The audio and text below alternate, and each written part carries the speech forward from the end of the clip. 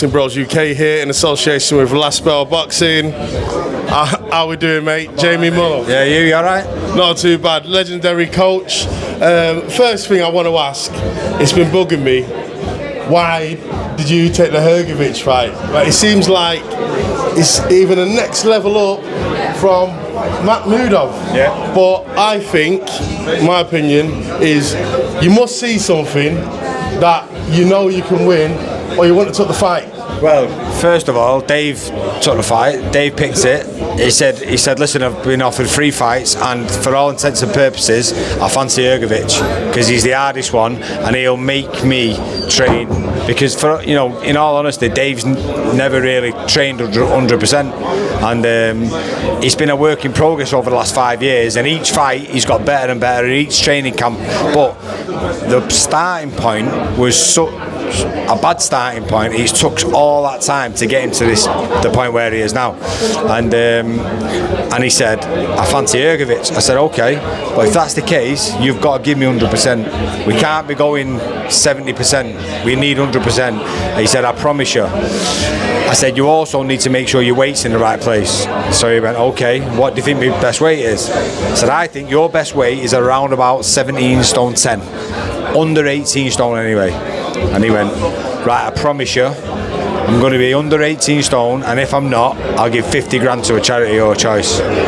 So I went, fuck off. And he went, I'm telling you now, and that's why you know I'm going to be under. And he weighed 17-12 today. I've noticed the belly's completely gone as well. He's more of an athlete now than he ever has been. I think the last time he weighed that was when he beat Lucas Brown. So that says a lot about the commitment he's put to this camp. And I said to him, regardless then, once you put yourself in that position, forever, no matter what happens for the rest of your life, you can look yourself in the mirror and go, fuck it, I gave 100%, and you know what, I won it because I gave 100%. Or he goes, you know what, it didn't go my way, but guess what, I can sleep tight every night knowing that I gave 100%. Tried his best, did it, no stone unturned. All anyone can do is give the best, and that's it. Yeah, that's it. So it's a big occasion. He's going to sell out Doncaster. Hrgovic has been a man of few words. What do you make of him? He's a big fucker. I give him that. And he's very good technically, but so is Dave. And I believe Dave's never been in a position to show how good he is technically because he's not been much of an athlete. He's just sort of played with the game, and now he's in shape. So that means, in theory, he should be able to put it into practice. But he's doing it in the deep end, like against one of the best heavyweights in the world. So, can he win? Yeah, that's been one of my big things about the wording of this. I've been saying to him, don't put the pressure on yourself to say, I've got to win this fight, because it's a lot of pressure.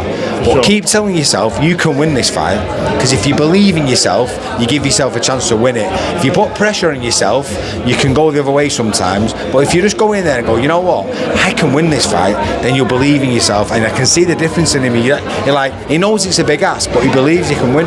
Because like Hrgovic, top 5 in the world. Another thing is they both got great beards, both of them. So it's gonna go the distance. It's looking. Dave's has been reduced to like a bit of a tash recently, but yeah, he had a good beard. He's right though. Dave's never touched down on canvas ever. No, I don't want to tempt fate here now, but he's never touched canvas. In fact, the closest he came was probably that video where he's sparring Usyk. Oh shit, yeah. Well, he's like Peter Fury said before. I think he said he's tough as old boots, Dave Allen. Unbelievably tough, and listen, he's going to need that, but he's also going to have to use his boxing ability, his boxing brain. He's going to have to use his gas tank. He's going to have to use all those little attributes, what he's got in him, what he's never been in the position to show in the past. And Saturday, I keep saying to him, this has got to be that one moment in time, that one time where you give it your all, and then regardless of what happens, you've got no regrets. Yeah, that's it. And that's all we've always wanted from Dave, because everyone loves him. He's a man of the people. Everyone wants him to win. He's a cult hero, and rightly so. He's a beautiful guy. You know, we've become really close over the years, and you know, that trust has been built. He's not a very trusting person, Dave. That trust has been built for a reason, because my only concern, my only reason I'm doing this is for his own best interest. Do you know what I mean? I'm just trying to help him out, and you know, hopefully we've done a good enough job that I can pull it off on Saturday. Yeah, I hope so, and I hope for you as well.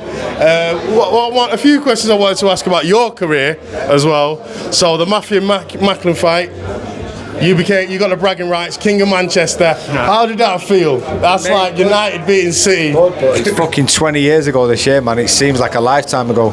So, but we can't forget. In all honesty, like, forget the bragging rights. Just now, for people still talking about a fight what you was involved in 20 years later. For me, like I remember doing an interview for Manchester Evening News when I first turned pro. Basically, they said, "What's your ambitions when now you're turning pro?" And I said, "I don't really have any. I didn't really do anything as an amateur, but." People are coming paying 20 quid for a ticket for, you know, their hard-earned money.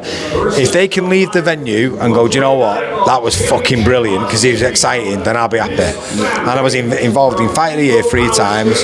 We had 12 rounders involved in title fights. I achieved way above and beyond anything I ever anticipated to do. So, and that's why we love you, man. That's why we love you, brother. Thank you for giving me your time, mate. Appreciate it.